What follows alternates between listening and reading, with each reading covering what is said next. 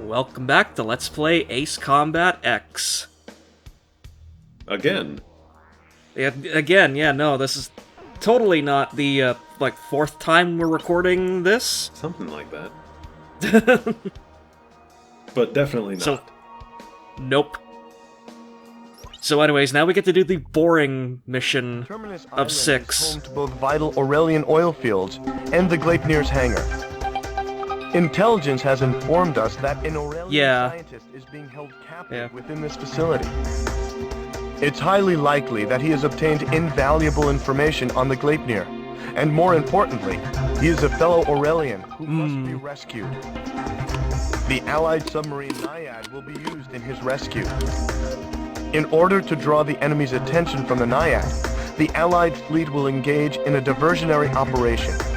Our duty will be to protect the... I know, this is one of the worst missions in the game, and unfortunately we gotta do it like 4 times. Although our main objective is to protect the diversionary fleet, we must also ensure the safety of the Naiad. If you confront... Oh well, compared to the Gleipnir run of this mission, this one's actually kind of a bit of a cooldown.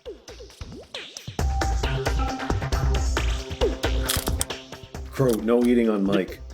Oh shit, we're back! But anyways, yeah, welcome to one of the more terrible missions of Ace Combat X. So basically, you know, defense escort missions in Ace Combat games in general are kind of crappy, but the fact that you also have to do one surrounding a submarine captained by, let's just say, a character voice that the development team decided to go with was extremely loud Texan. Who never shuts up? Oh, this one's gonna be interesting. Extremely loud Texan. Is there another type?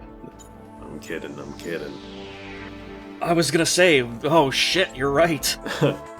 I have to say I'm kidding. I'm not allowed to say spicy phrases on this any longer. That's not entirely true.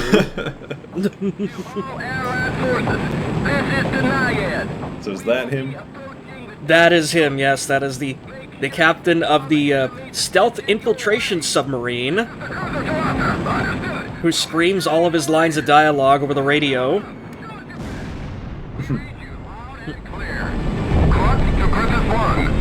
Damage to the Allied fleet will be displayed on the MPG. The Naiad will likely be discovered if the diversionary fleet... I was just trying to listen for more Texan. It's like a language. It is. But yeah, so now air-to-sea combat will be. And this is one of those missions where, again, it's an absolute pain in the ass, where like you have to destroy like all these ships really, really fast, otherwise the named Ace for this one doesn't show up. Oh, yeah. Yeah, because so I was gonna say, like, it doesn't really seem like it'd be too difficult a mission, because they're boats. They don't exactly move like planes. But then again, maybe that's why the mission is kind of boring. it kind of is, and there's like you'll kind of see it near the end of the mission where basically because there's just like so many targets for this one, you kind of have the chance of running out of ammo at the end. And then what? You just gotta hope that you can aim your guns. Pretty much, yeah. Actual dogfighting. Oh god, I know. What sorcery is this? But oh god. Speaking of dog, well, I'm thinking literal dogs now, like the actual dog animals now. God, okay. So I was playing D&D earlier today with PW, with Faye, with May, and with Torpo. So is this the campaign that PW was talking about? He had to write himself. Yeah, this is the one that he asked me if I wanted to be a part of it. He was writing his own kind of like little world lore and stuff like that. Yeah. Well, we had two dog-related things that occurred. So Torpo is like some sort of priest cleric, But he's trying to proselytize everything. Oh God. So I accused him of trying to proselytize dogs, because we're going after some wolves or whatever, and I saved a couple choice quotes and tweeted them out. It says, "I've tried preaching to dogs before, but they are too stupid to understand. I do appreciate that they are good listeners, though." Jesus. Yeah. God, like, that's like kind of like almost awful emblem type dialogue right there. A little bit. The next one, not so much, is when we were fighting wolves and May shot a firebolt at one of them, because she's, I guess, a sorcerer. And she's like, and it burns flammable things. And PW's like, great. I'm trying to figure out if a dog is considered flammable. Oh my God, like, I would expect it to be yes! This is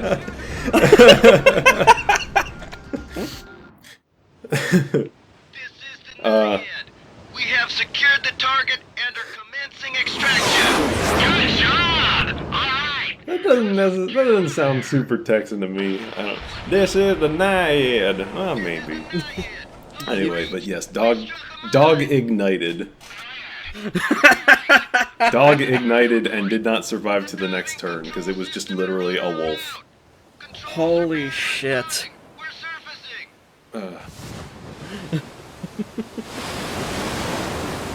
But anyways, now this mission really unfurls its bullshit on you. I'm a submarine, but I can't go underwater any longer. It's like, what is the point of you even existing? You're just a really stupidly shaped boat at that point. Honestly, are submarines faster or slower than many boats? I would imagine they look like they move way slower, but I don't know why that is. I think they're actually possibly... Yeah, I think they're actually possibly faster, just because of, like, hydrodynamics and stuff, like... Maybe. I mean, they just look... I know. For some reason, submarines look really slow. Actually, you know what it probably is? It's probably because I played a lot of Red Alert 2. And the... Well, I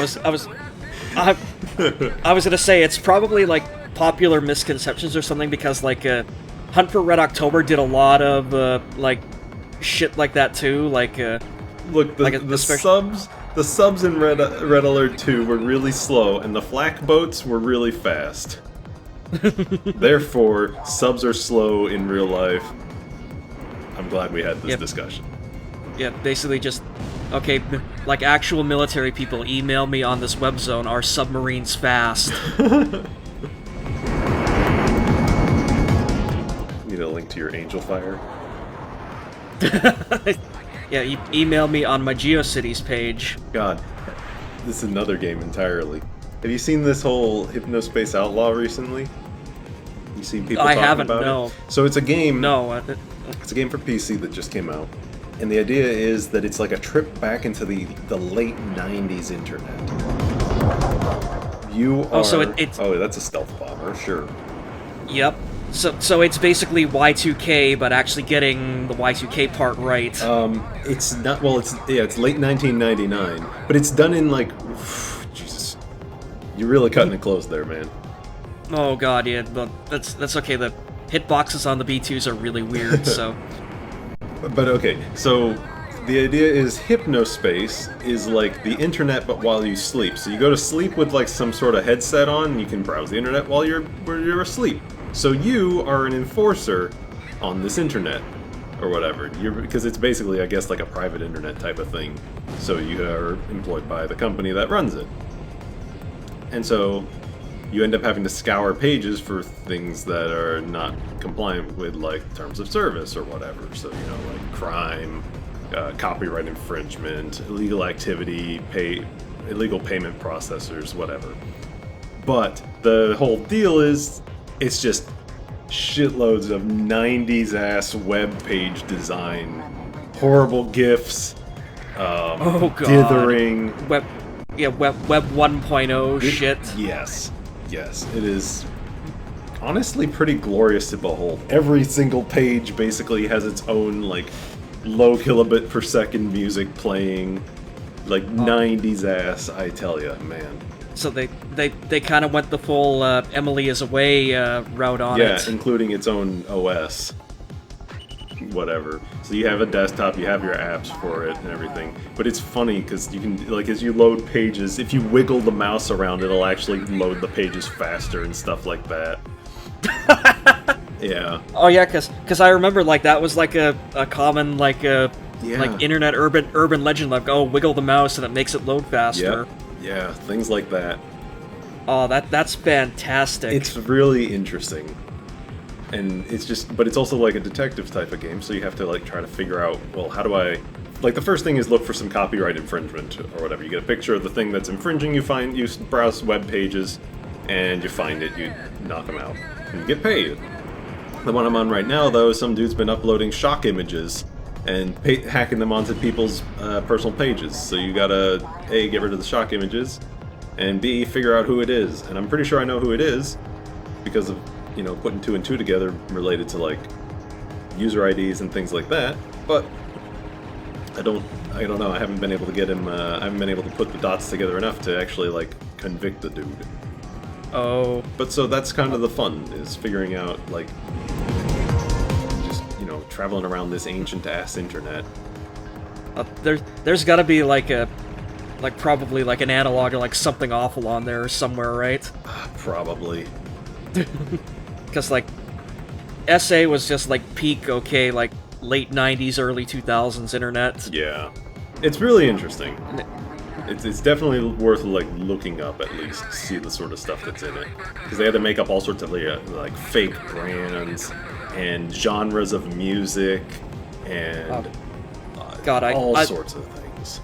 Like, I love it when, like, people do that kind of, like, world building, like, that, like, just basically, like, having to, like, world build the recent past is, like, really fun and cool. And it's full of, like, you know, old style, like, 90s, early 3D technology videos and things like that. It's just a really cool aesthetic that they've got going on. The music is really good for all the web pages and stuff.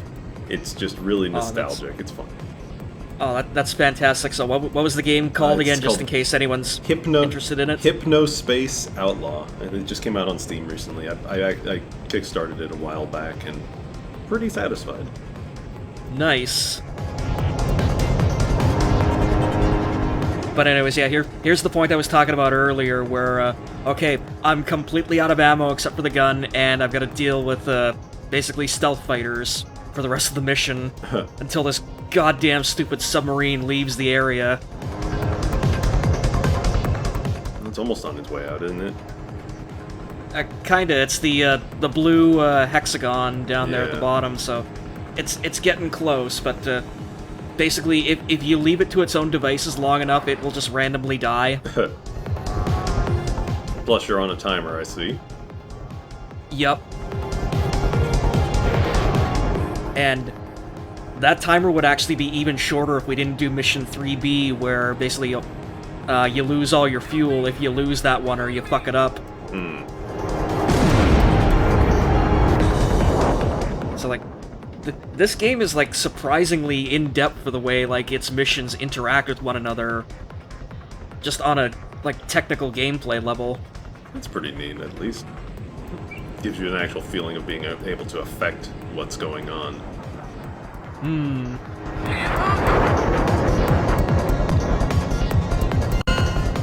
I guess somebody got him. Yep. It wasn't me. It was somebody else. No, basically the submarine got a decent distance away and everyone just gave up and went home. The mission was a success.